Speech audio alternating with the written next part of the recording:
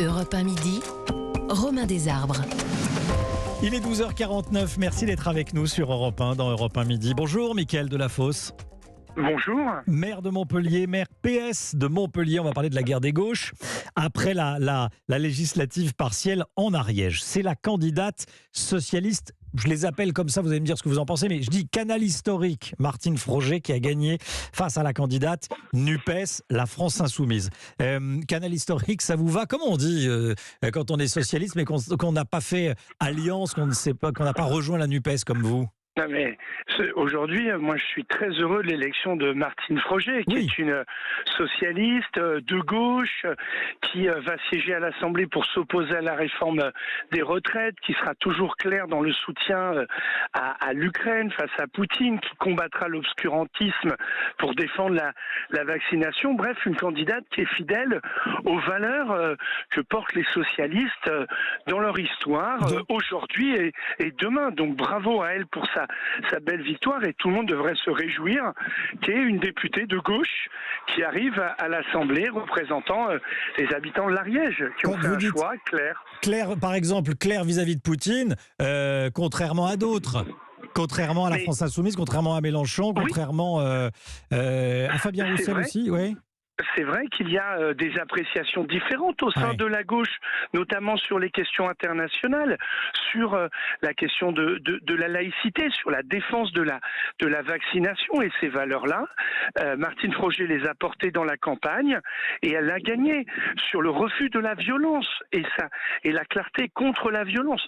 Martine Froger, Kamel Chibli, et quand Bernard Cazeneuve est venu en soutien, c'est comme le seul incident de campagne où des gens sont venus invectiver, menacer physiquement, intimider. Je crois que notre démocratie a besoin à gauche de candidats qui se tiennent très loin du bruit et de la fureur, loin de l'outrance, et qui sont très déterminés, résolus dans leurs convictions de socialistes, de cette gauche républicaine laïque à laquelle je crois. Ouais. Alors, c'est comment qualifier cette victoire? C'est un coup de chance, ou vous pensez que c'est la renaissance du Parti socialiste, j'allais dire comme avant, républicain?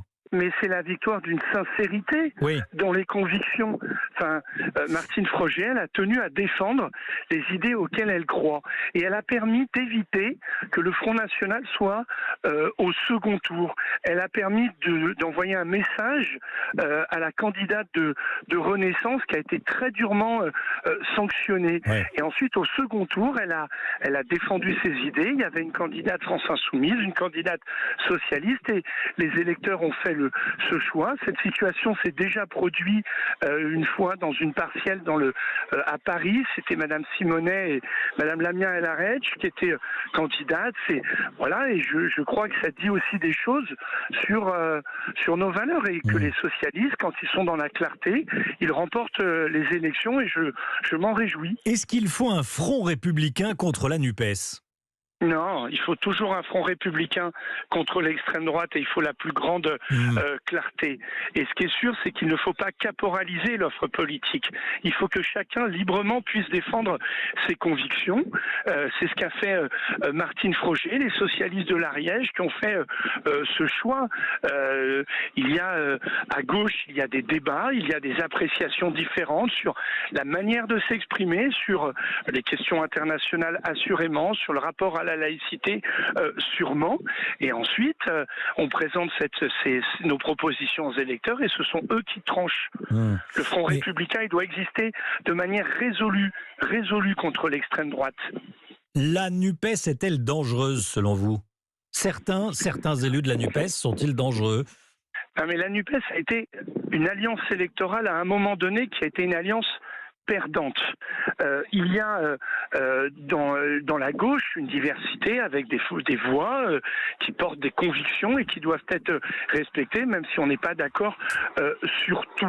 Voilà, c'est en ces termes-là. Et moi, je souhaite que toujours on construise du rassemblement de la gauche. Moi, je suis maire de Montpellier avec Europe Écologie Les Verts, avec les communistes, les socialistes, les radicaux, et on met en œuvre la gratuité des transports en commun. On porte politique politique très forte. Après, je dois le dire, il y a des militants très sincères de la France insoumise qui ont des convictions, et puis parfois il y a des comportements qui sont pas corrects quand ils sont outranciers à l'Assemblée alors qu'on attend des moments d'éloquence. Voilà, qui préfèrent combattre des gens de gauche. Moi ici, la France insoumise, au second tour des élections municipales, a préféré s'allier avec un milliardaire. Va comprendre. Oui, bon, on voit à qui vous faites allusion. Merci beaucoup, Mickaël Delafosse. C'est un sujet dont on va bien sûr continuer à parler suite à cette victoire de Martine Froger, socialiste, candidate PS. Voilà, Martine Froger qui a battu donc la candidate LFI NUPES en Ariège. Merci, monsieur le maire.